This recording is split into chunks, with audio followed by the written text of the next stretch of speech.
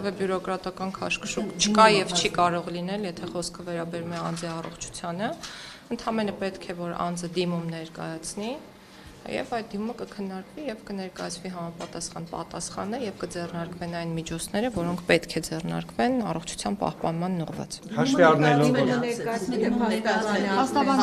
Սա չէ, դիմումը այն դիմում, որ պետք է ներկայացվի, չի ներկայացվել եւ ես հանձնարարել եմ, որպեսզի եթե իր փաստաբանները տեղյակ չեն, թե ինչպես պետք է ներկայացվի համապատասխան դիմումը, մեր իրավաբանը այսօր կմոտենա տեղում իրեն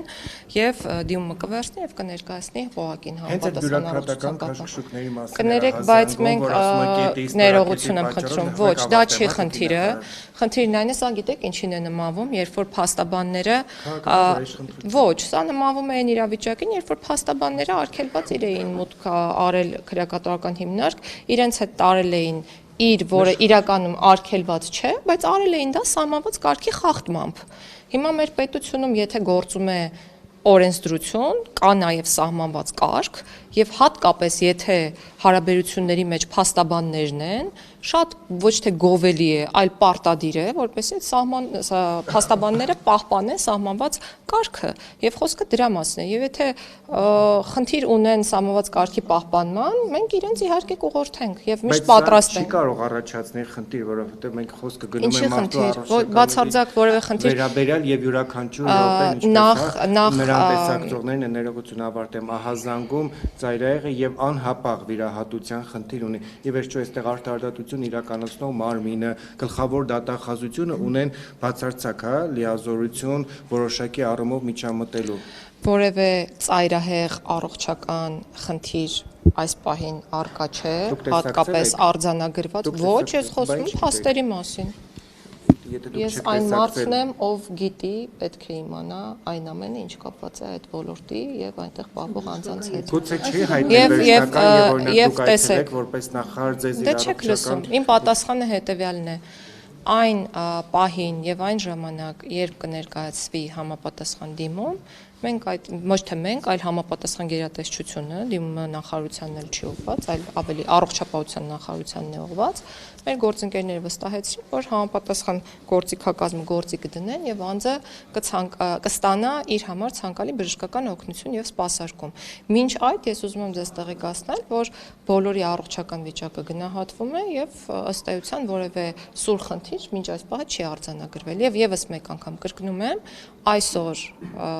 նրանց եւ նրան կմոտենա համապատասխան իրավաբան, որը քրեակատարական ծառայության իրավաբանն է եւ կպարզաբանի իրավունքը եւ նաեւ կխնդրի դիմում ներկայացնել մեր գործընկերներին դա փոխանցելու նպատակով։ Նրանց այսինքն փաստաբաններին։ Չէ, փաստաբաններին չէ, պատիժ ներողություն, խափանման միջոց կրող անձը։ Այսինքն քաղաքական իշխանությունը չի խոչընդոտել որպեսզի որ մենք որևէ խնդիր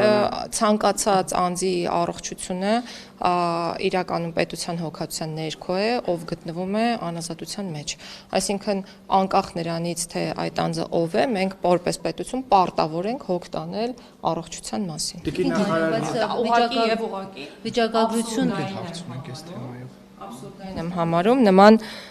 մանիպուլյացիոն ձևակերպումներ պարունակող հայտարարությունները եւ նաեւ պարոն Դանիելյանը շատ շուտ լքեց մեր քննարկումը ցավոք սրտի ես հիմա պետք է լքեմ որովհետեւ այլ հանդիպում ունեմ բայց այս հանդիպումը նախաձեռնվել էր հենց իր խնդրանքով Մենք հասցրինք այլ շատ կարևոր հարցեր նաև առանց իրեն քննարկել, բայց ինքը հանդիպումների դալիճը լքեց այն ժամանակ, այո, երբ որ այդ հարցը բարձրացրեց վերջում եւ գնաց։ Իհարկե սկզբից ներկա է եղել եւ մասնակցեց որոշակի առումով քննարկմանը։ Դուք ասում եք, որ յուրաքանչյուրի առողջությունը ձեր ուշադրության ներքո է, ովքեր ջաղերից այն կողմ են գտնում։ Այդ դեպքում այդ 23 մահերը 1 տարվա ընթացքում վիճակագրությունը ինչի՞ Ես բազմաթիվ անգամներ ասել եմ, որ դա խիստ մտահոգիչ է, բայց այսօր մենք վիճակագրությունը կրկին ներկայացրինք եւ տեսանք, որ ամենաշատ մահերը 30 եւ ավել նույնիսկ որոշ տարիների ընթացքում գրանցվել են 2014-ից 16 թվականների ընթացքում։ Սա ամենևին ինչ որ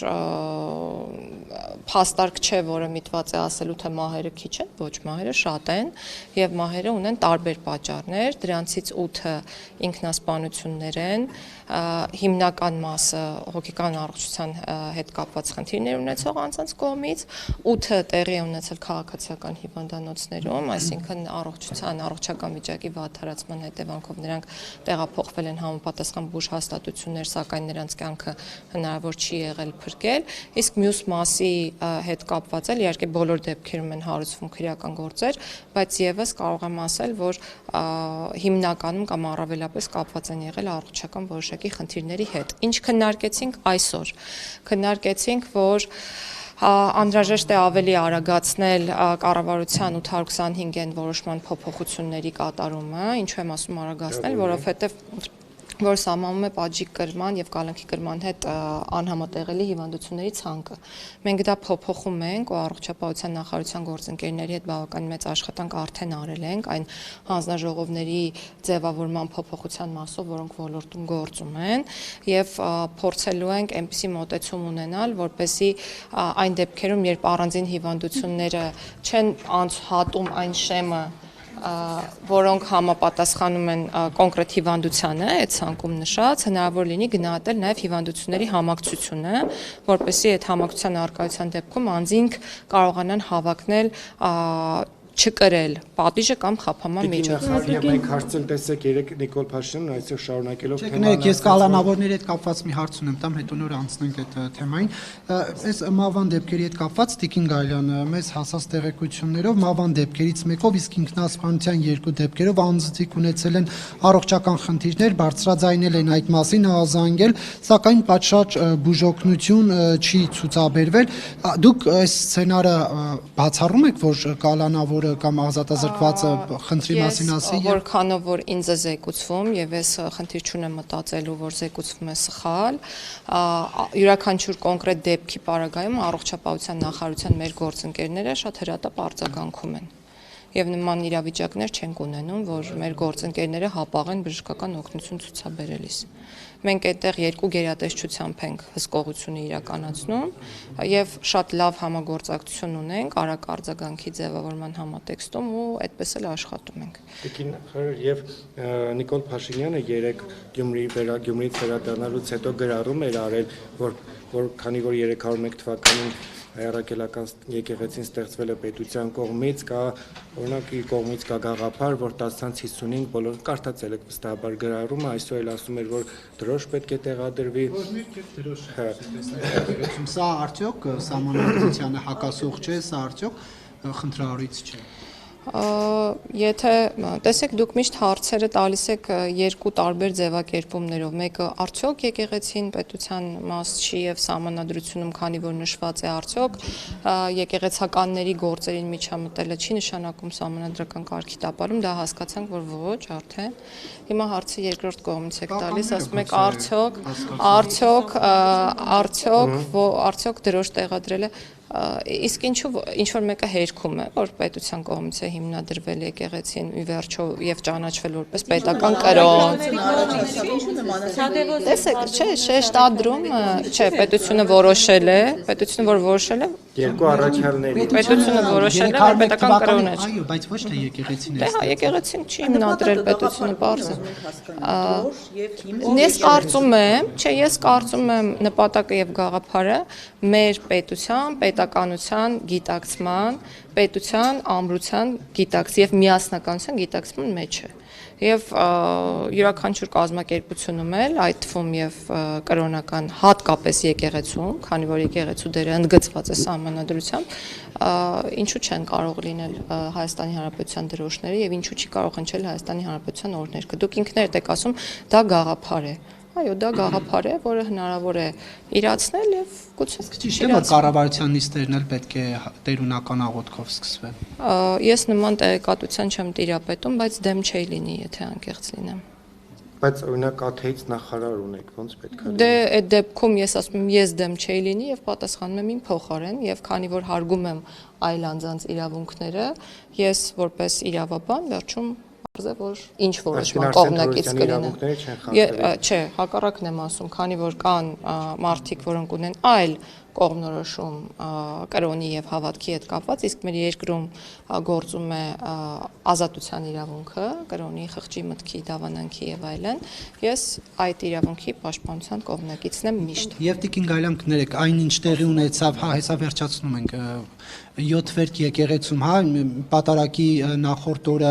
դռները այսպես ասած պլոմվեցին, որևէ մեկի մուտքը թույլ չէին տալիս հոգևորականներից Շիրակի թեմի հետո տեսնում ենք, որ եկեղեցու ամբողջ դռները պետական պապանցյան ծառայությունների կողմից վերահսկվում էր եւ միայն մեկ տեղից օրինակ հնարավորություն կար եկեղեցի մտնել։ Այս ամենը արդյոք խնդրահարույց չէ գնալ եւ տվյալ հոգևորականին ասել քո սպասավորման վայր մի մտի, դա նույնն է, որ կան նախարարություն եւ չթողեն ձեզ մտնել նախարարություն եւ ինչ որ մեկը ձեր փոխարեն նախարարի պարտականություններ կատարի։ Իսկ ինչի մենք հետ հայաց չենք նայում դրան նախորդող իրավիճակին։